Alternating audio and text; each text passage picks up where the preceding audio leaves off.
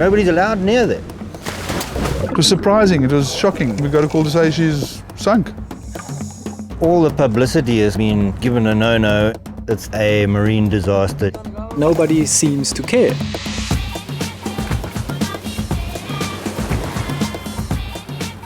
Aan die einde van die skilderagtige tuinroete lê Port Elizabeth.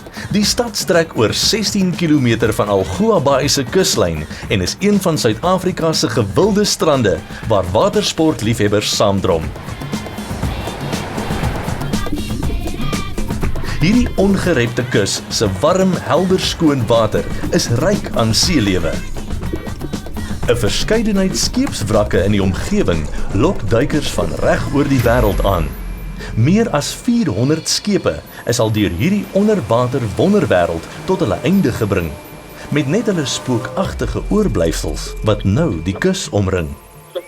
Op 25 November 2015 is nog 'n slagoffer deur hierdie water geëis. Die parrots, 'n 29 meter lange visvaartuig, was in die middel van 'n kwaai seestorm toe die engine gestaak het.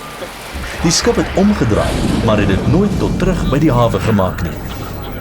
Die hele bemanning is gelukkig gered, maar die parrots het gesink en daarmee saam het 'n dodelike geheim op die bodem van Algoa Bay gaan lê. 'n noodlottige tonnemaat diesel. Die parrots het binne sigafstand van Port Elizabeth se gewilde swemstrande en binne net 1.6 km van die Kaap Recife skiereiland, wat 'n vurig bewaarde marinegebied is, gesink. Rainer Skempf en sy vrou Silke het hulle self aan die bewaring van hierdie kuslyn toegewy. So if the current comes in, the diesel gets pushed in, and if the current and the tides move out. Rainer is 'n natuurliefhebber en 'n onderwater filmmaker. Hy het 'n kudu omgewingstoekenning vir sy toewyding om die natuurlike glansrykheid van hierdie kuslyne te bewaar, ontvang. Na die parrots gesink het Rainer onraad vermoed. Well, my first impulse after the ship had sank and everybody was rescued was that, of course, a ship like that going on a mission for sometimes 3-4 weeks, they will have lots of diesel on board. When can we meet? I rang all the alarm bells and I went to talk to the insurance, I went to talk to the owners, I went to talk to DAF and DIAT, the governing body of marine environmental protection. But whether it was the time of the year and everybody was focusing on Christmas, no one was actually interested in what happened there. Na die parrots se sinking was verskeie spesialiste op bystand om te sorg dat die diesel van die wrak verwyder word. Kevin Kelly van Extreme Projects, 'n kenner op die gebied van olie- en dieselstortingsbestuur, en die CDC of Commercial Diving Contractors het vir 'n groen lig gewag om die diesel van die parrots te gaan verwyder. Those are the 3 tanks in the front. Pump it. We could, Pump it in and it'll pump out. Yeah. We've consulted as many people as we can to get information. We can't do anything else. There's nothing we can do about the road. Maar die owerhede het vir niemand toestemming gegee om die diesel wat in die reusagtige brandstoftanke aan boord lê te gaan verwyder nie. Nobody's allowed near there. It's like, why? We need to go there and see what can we do? Yeah, what can we done? The quicker we can get the fuel off, the better. It's obviously, the longer it stays there, the more chances of it leaking before we can do anything about it. And nobody does anything?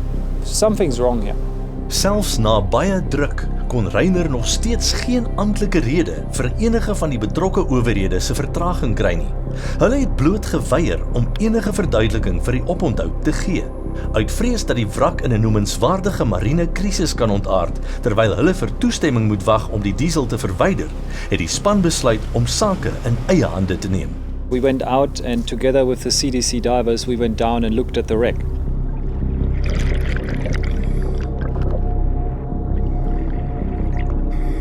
It was a mess. And the problem was that there was so much diesel actually emerging that there was kind of a sphere of diesel and sand around the wreck. We could not really penetrate that completely. Met so baie diesel wat in die water insypel en amper geen sigbaarheid nie, moes die duikspan halt roep en die owerhede van die dreigende gevaar inlig. Nog steeds wou niemand die span toestemming gee om die dodelike diesel te gaan verwyder nie.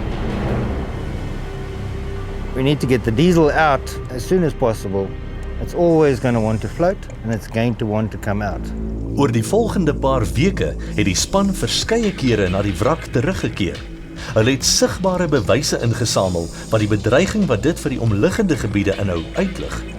Die diesel was ook nie die wrak se enigste vuil geheim nie. Meer as 50 kilometer tou en vislyn het saam met die skip gesink. 'n Onmiddellike gevaar vir beide seelewe en verbygaande vaartuie wat maklik in die drywende gemors verstrengel kan raak. Aangesien die barats op pad was om 'n 3 weke lange visuitstappie te onderneem, het dit beteken dat dit ook met 3 weke se voorraad aas gesink het. Die probleem was dat hierdie reuse hoeveelheid aas ook in die see kon begin inspoel en lokaas vir haie word. Met die wrak so na aan prominente swemstrande was dit 'n groot rede tot bekommernis. Gedurende die volgende maand het die skeepseienaars die span die groen lig gegee om 'n hele klomp van die visnette en toue te verwyder.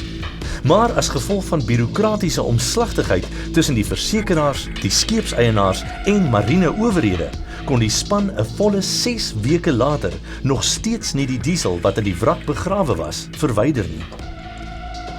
Shipwrecks break up under the water. The sea is immensely powerful. It's always moving, it's always putting pressure on it. It's sort of the same as shaking up a can of Coke. It gets a little bit more pressure inside, puts more pressure on all the valves. So the quicker we do it, the better.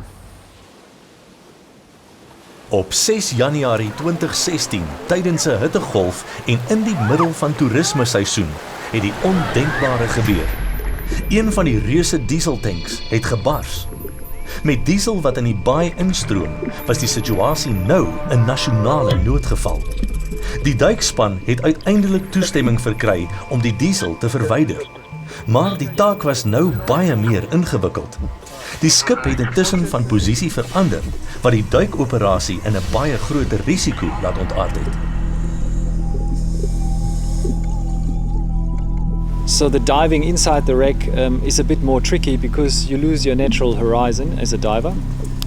And on top of that, the whole ship is full of diesel. Your dive gear may get compromised and it's putting people's life at risk now again. You don't get the idea of how big it is because Met sulke swak sigbaarheid in en om die wrak, moet die spesialist-duikers die skip se uitleg so goed as moontlik leer ken, voor hulle probeer om die diesel te verwyder. Dit is krities noodsaaklik dat hulle as deel van hulle voorbereiding skepe met 'n soortgelyke uitleg bestudeer. It's extremely helpful for us to come aboard ships like this that are very similar to the one that we're on. Even though the layouts are not exactly the same, they're very similar.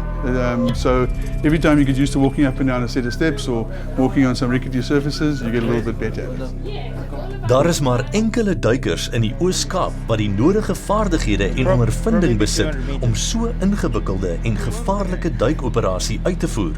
Hulle vaardighede was op die punt om beproef te word.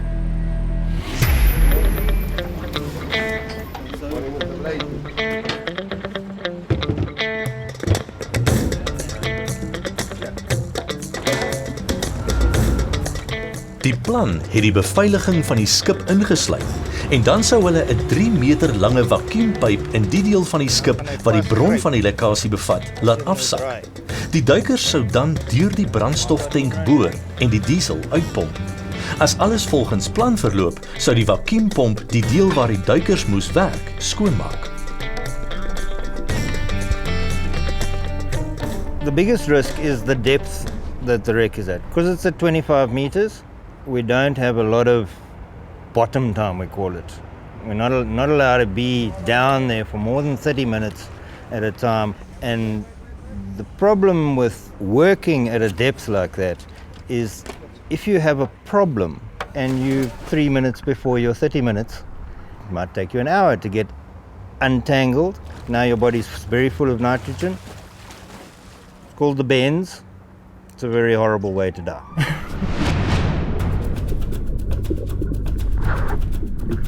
Hoe verder die duikers neerdal, hoe minder word hulle lig. Wanneer hulle die wrak binnegaan om die plek waar geboor moet word op te spoor, is dit stikdonker.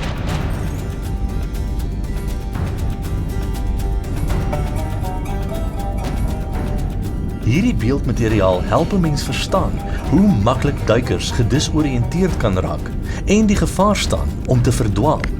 Memorisering van die skeepsplan kan letterlik 'n mens se lewe red. Aan die einde van hulle 25 minute kom die eerste ronde duikers na bo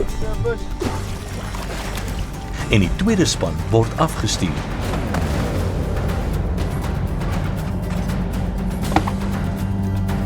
So sal hulle beurtelings die taak voltooi.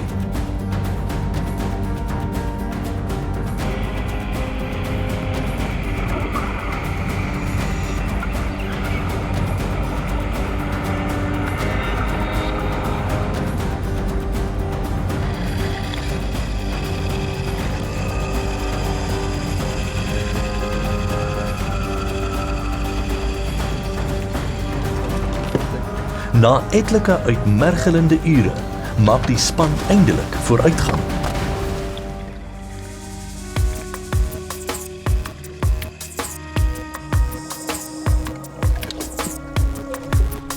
Everything seems to be going very well, and we seem to have got into where we want to be, and looks like we're going to solve the problem.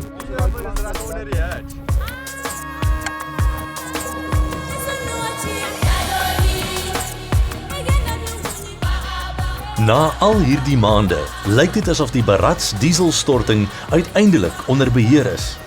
Die baai is vir tyd en wyl veilig. Soos met die vorige 400 wrakke, is die hoop dat die parrots 'n slapende toevlugsoord vir Algoa Bay se seelewe sal word.